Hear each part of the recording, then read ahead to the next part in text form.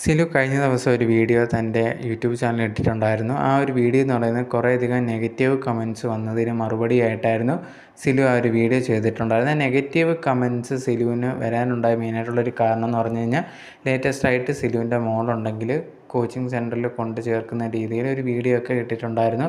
ഭയങ്കര വിഷമത്തോടെയാണ് സിലു കൊണ്ടാക്കിയതിന് ശേഷം വീഡിയോസും കാര്യങ്ങളൊക്കെ പങ്കുവച്ചിട്ടുണ്ടായിരുന്നു. ആ ഒരു വീഡിയോയിൽ ഈ ഒരു പെൺകുട്ടിയുടെ ഡ്രസ്സിങ് ഒന്നും ശരിയല്ല, മുടി മൊത്തം കാണിക്കുന്നു, തട്ടം നല്ല ഫുള്ളായിട്ട് ഇടുന്നില്ല എന്നൊക്കെ പറഞ്ഞിട്ട് കുറേയധികം പേര് ആ കുട്ടിക്ക് എതിരെ കമൻറ്റ് നെഗറ്റീവായിട്ട് ഇടാൻ തുടങ്ങിയിട്ടുണ്ടായിരുന്നു. സിലു എന്താണ് കുട്ടികളെ പറഞ്ഞ് പഠിപ്പിക്കാത്ത, ഇങ്ങനെയൊക്കെയാണോ എന്നൊക്കെ പറഞ്ഞിട്ട് സിലുവിനെതിരെ നെഗറ്റീവായിട്ട് കമൻറ്റ്സ് ഇടാൻ തുടങ്ങിയിട്ടുണ്ടായിരുന്നു. അങ്ങനെ നെഗറ്റീവായിട്ടുള്ള കമൻറ്റ് വന്നപ്പോഴാണ് സിലു അതിനെതിരെ പ്രതികരിച്ചുണ്ടാകുന്നത്.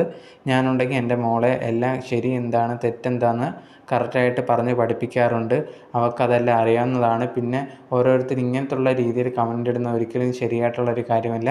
ഞാൻ എൻ്റെ മോളെ കറക്റ്റായിട്ടുള്ള രീതിയിൽ വളർത്തുന്നത് തന്നെയാണ്.